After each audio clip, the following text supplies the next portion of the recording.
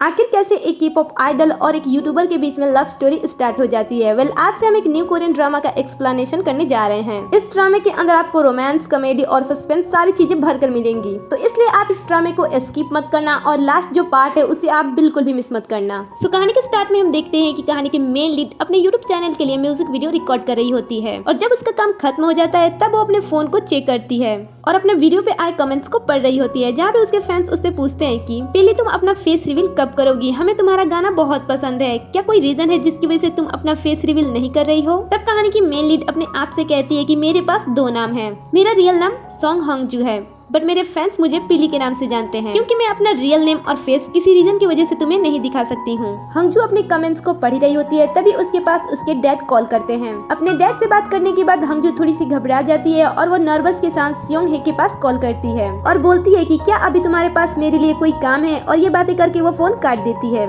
इस समय हंगजू थोड़ी सी टेंस होती है और वो कहीं पे जाने की कोशिश करती है, बट उसे कैब नहीं मिलती है, इसलिए वो पास में रखी बाईसाइकिल यूज करके कहीं पे जाने लगती है। दूसरी तरफ हम हंगजू के डैड को देखते हैं, जो कि से मिलने के लिए उसके पास आ रहे होते हैं, और हंगजू भी बाईसाइकिल बहुत ही तेज चलाती है क्योंकि वो अपने डैड से पहले घर पहुंचना चाहती है, और वो अपने डैड से पहले घर पहुंच भी जाती है। घर पहुंचने के बाद वो अपनी काफी सारी चीजें छुपाने लगती है। फॉर एग्जांपल वो अपना म्यूजिकल इंस्ट्रूमेंट छुपाती है, अपना स्क्रिप्ट छुपाती है, और भी कई सारी चीजें होती हैं जो अपने डैड के घर पहुंचने से पहले उन्हें छुपा देती है। जब हंगजू के डैड उसके घर पहुंचते हैं तब वो हंगजू से पूछते हैं कि तुम आज जॉब पे क्यों नहीं गई, तो हंगजू उन्हें बताती है कि आज आप बहुत दिनों के बाद सियोल आए हो, इसलिए मैंने जॉब से ऑफ ले लिया है। हंगजू के डैड हंगजू को बहुत ध्यान से देखते हैं और वो उससे पूछते हैं कि आखिर तुमने बाईसाइकिल का हेलमेट क्यों पहना है, तो हंगजू ने बताती है कि पास के बिल्डिंग से काफी सारी आवाज आ रही थी, इसलिए मैंने इसे पहना है, इससे आवाज कान के अंदर नहीं जाती है। हंगजू के डैड हंगजू को बहुत ही हैरानी के साथ देखते हैं और वो उससे बोलते हैं कि आज रात हम डिनर पे जा रहे हैं तुम्हारे अंकल और आंटी के साथ, इसलिए तुम रेडी हो जाना। फिर वो सब डिनर पे मिलते हैं, जहाँ पे हंगजू, उसके डैड, उसकी अंकल, आंट और साथ ही उनकी बेटी जैंग जिंग भी रहती है। डिनर करते करते हंगजू के अंकल उससे पूछते हैं कि हंगजू तुम इस समय अपनी लाइफ में क्या कर रही हो, तो हंगजू अपने अंकल को बताती है कि अंकल मैंने अभी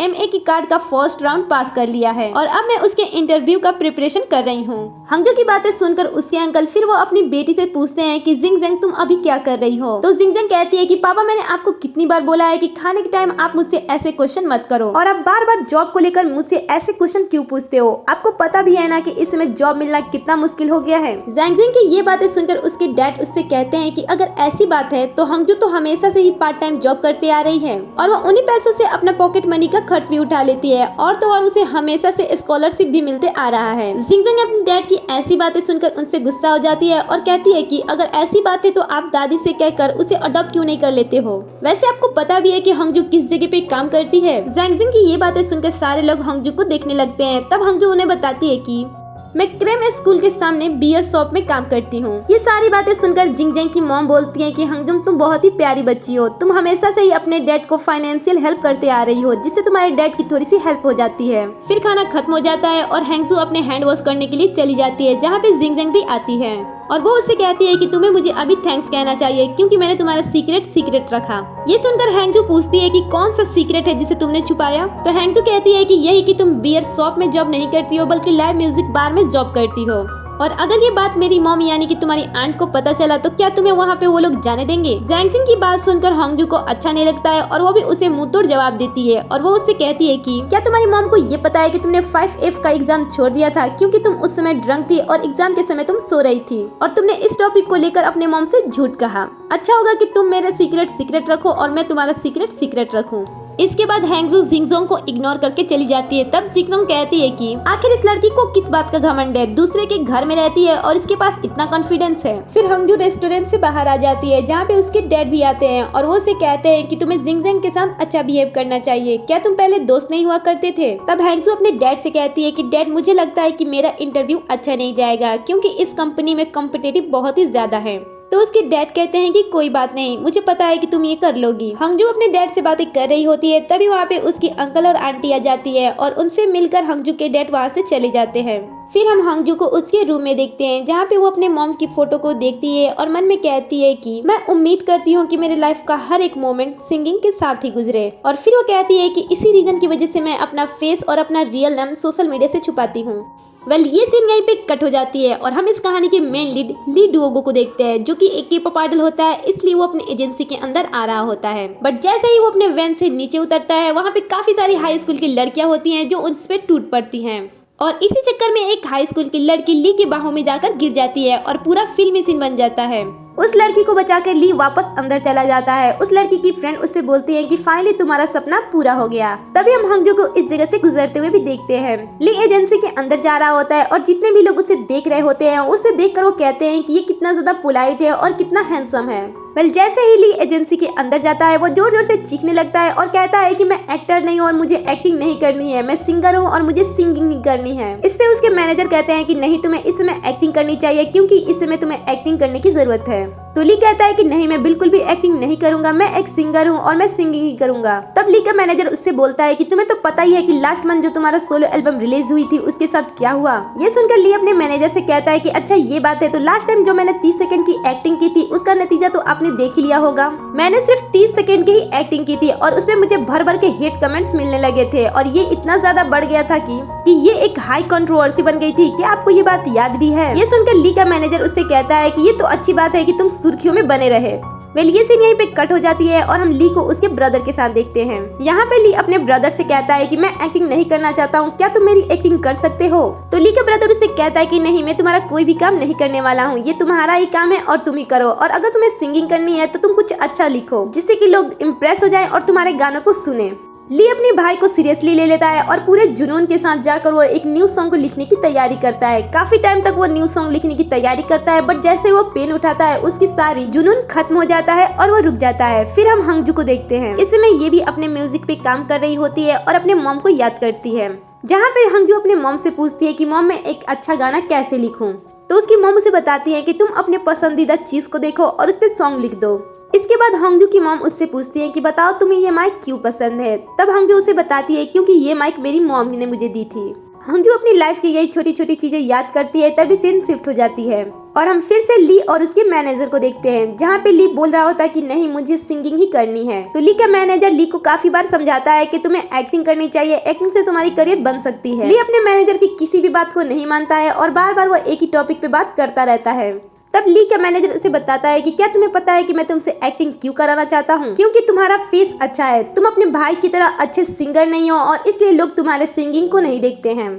तुम्हारे फैंस तुम्हें सिंगिंग की वजह से नहीं, सिर्फ और सिर्फ तुम्हारे फेस की वजह से तुम्हें प्यार करते हैं। और इतना कहकर ली का मैनेजर वहाँ से चला जाता है। फिर हम ली को सोते हुए देखते हैं, जहाँ पे वो अपने पिछले वीडियो को देख रहा होता है जिसमें वो सिंगिंग कर रहा होता है। उन वीडियो को देखकर ली कहता है कि मैं चाहता था कि मैं हमेशा ऐसे ही सिंगिंग करता रहूं। ली अपने फोन पे अपनी वीडियो देखता ही रहता है, तभी उसे यूट्यूब से एक नोटिफिकेशन आती है। वो नोटिफिकेशन ओपन करता है और इसमें लिखी गई वर्ड को पढ़ता है। उसमें लिखा गया था कि किसी ने मुझसे कहा है कि आपकी लाइफ का हर एक पल सॉन्ग में बदल सकता है, भले ही वो टॉपिक कैसा क्यों ना हो। अगर वो आपके लाइफ से जुड़ा हुआ है तो आप उस पे सॉन्ग बना सकते हो। मेरे अच्छे समय से जुड़ा हुआ माइक्रोफोन और मैंने इस टॉपिक पे सॉन्ग बनाया। ली ये पढ़कर उस वीडियो पे क्लिक करता है और इसमें हंगजू होती है जो अपने सॉन्ग को प्ले कर रही होती है। उसके सॉन्ग को सुनने के बाद ली उससे इम्प्रेस हो जाता है और उसके वीडियो पे कमेंट करता है। वो लिखता है कि लाइफ में मैं एक दिन आपके जैसा जरूर गाना गाऊंगा। वो ये लिख ही रहा होता है, तभी उसे एक आइडिया आता है और वो डिसाइड करता है कि वो यूट्यूबर पीली के साथ कोलैबोरेशन करना चाहता है और ये बात वो अपने मैनेजर को बताता है। फिर उसके बाद ली अपने मैनेजमेंट के कुछ लोगों के साथ बैठता है और उसके बाद बातें करते हैं। ली के मैनेजर कहते हैं कि आखिर इस बार क्या हुआ जिसकी वजह से हमारा एक भी सॉन्ग ट्रेंडिंग लिस्ट में शामिल नहीं है।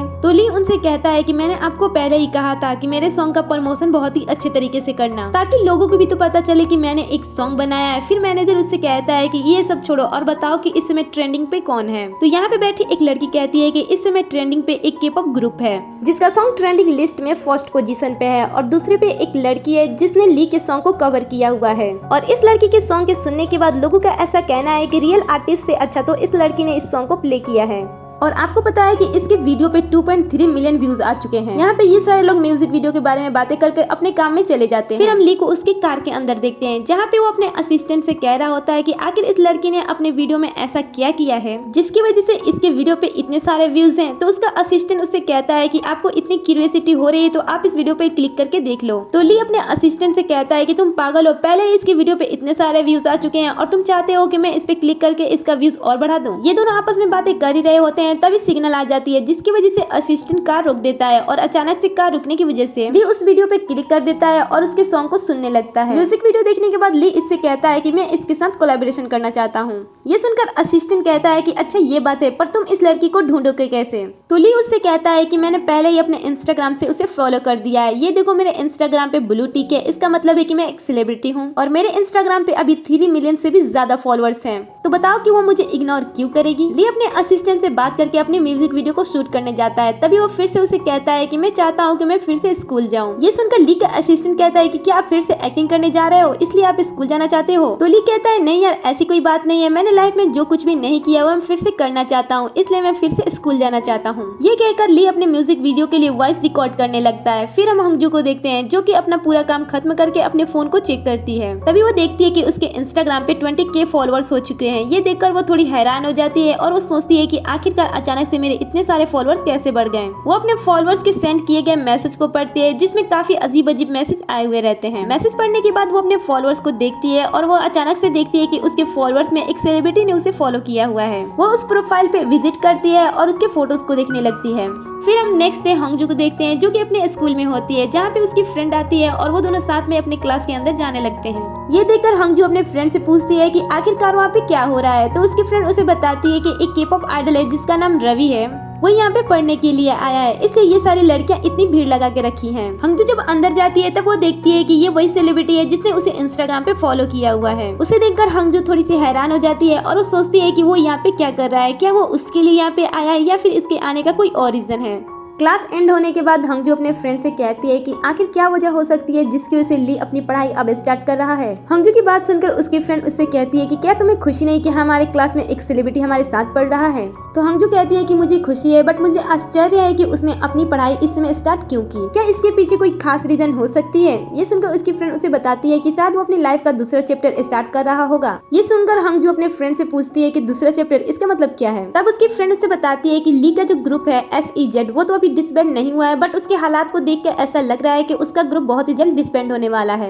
इसलिए वो अपने आप को ट्राई कर रहा है कि वो एक K-pop आइडल बनने के साथ साथ किन चीजों में बेस्ट है और शायद इसीलिए वो इस टाइम अपना कॉलेज पूरा कर रहा होगा। इन दोनों के बाद हम ली को देखते हैं। ली अपनी क्लास खत्म होने के बाद घर जा रहा होता है, तभी उससे कॉलेज के रास्ते में काफी सारी गर्ल्स मिल जाती हैं और वो उनके साथ सेल्फी लेने लगती हैं। अपने फैन से मिलने के बाद ली अपनी कार में जाकर बैठता है और वो सोचता है कि आखिर स्टूडेंट इतनी पढ़ाई कैसे कर लेते हैं। तभी उसका असिस्टेंट उसके पास कॉल करता है और कहता है कि तुम्हारे आज का दिन कैसा रहा? तब ली उसे बताता है कि मैं बहुत ही ज्यादा थक गया हूँ। फिर ली का असिस्टेंट उसे कहता है कि रिप्रेजेंटेटिव तुमसे मिलना चाहते हैं क्योंकि वो चाहते हैं कि तुम्हारे भाई के न्यू ड्रामे में तुम भी एक्ट करो। तो ली कहता है कि तुम जाकर रिप्रेजेंटेटिव से बोल दो कि मैं ये काम नहीं करने वाला हूँ। फिर असिस्टेंट उससे कहता है कि अगर ऐसी बात है तो रिप्रेजेंटेटिव तुमसे नाराज हो जाएंगे और तुम्हें पता है कि तुम अगर काम नहीं करोगे तो मैं भी तुम्हारे साथ काम नहीं करूंगा। ये कहकर वो फोन को रख देता है और गाने सुनने के लिए अपने एयरबड्स को ओपन करता है, बट बॉक्स के अंदर एयरबड्स नहीं होते हैं, इसलिए वो अपने एयरबड्स को ढूंढने के लिए कार से बाहर आता है और कॉलेज के हर एक जगह पे जाकर अपने एयरबड्स को ढूंढने लगता है। थोड़ी देर के बाद उसे एयरबड्स दिख भी जाते हैं और जब वो अपने एयरबड्स के पास जाता है तब सामने से हंगजू आ रही होती है जिसका पैर उस एयरबड्स पे पड़ता है और वो वहीं पे टूट जाती है। हंगजू को पता नहीं होता है कि इस समय उसने ली के एयरबड्स को तोड़ दिया है, बट जैसे वो ली को अपने सामने देखती है वो उससे बोलती है कि क्या तुम मेरा पीछा कर रहे हो? तब ली हंगजू से कहता है कि देखो मेरे फेस को, क्या तुम्हें लगता है कि मैं तुम्हें फॉलो करूंगा? एक्चुअली अभी अभी तुमने मेरा एयरबड्स तोड़ दिया है जो कि तुम्हारे पैर के नीचे है। ये सुनकर जैसे ही हंगजू अपने पैर को ऊपर उठाती है वो देखती है कि उसके पैर के नीचे एयरबड्स पड़ी हुई है जो कि टूट चुकी है। हंगजू अपनी गलती को एक्सेप्ट करती है और वो उसे कहती है कि कोई बात नहीं, मैं इसे रिपेयर करा के तुम्हें दे दूंगी। ये सुनकर ली हंगजू से कहता है कि ये एयरबड्स एक लिमिटेड एडिशन है और मेरे फेस को देखकर तुम्हें क्या लगता है कि मैं इस ईयरबड्स को तुमसे रिपेयर कराऊंगा। ली की ये बातें सुनकर हंगजू ली के हैंड को अपनी तरफ खींचती है और उस पे अपना नंबर लिख देती है और कहती है कि 1 हफ्ते बाद मैं इसे रिपेयर करा के तुम्हें दे दूंगी, और फिर वो वहाँ से चली जाती है। फिर हम ली को उसके असिस्टेंट के साथ देखते हैं। कॉलेज में जो कुछ भी ली के साथ हुआ वो सारी बातें अपने असिस्टेंट के साथ शेयर करता है। फिर ली अपना फोन चेक करता है और वो देखता है कि पीली की तरफ से उसके पास कोई भी मैसेज नहीं आया है। वो अपने असिस्टेंट से कहता है कि आखिर पीली ने मुझे इग्नोर क्यों किया, क्या इसके पीछे कोई वजह हो सकती है।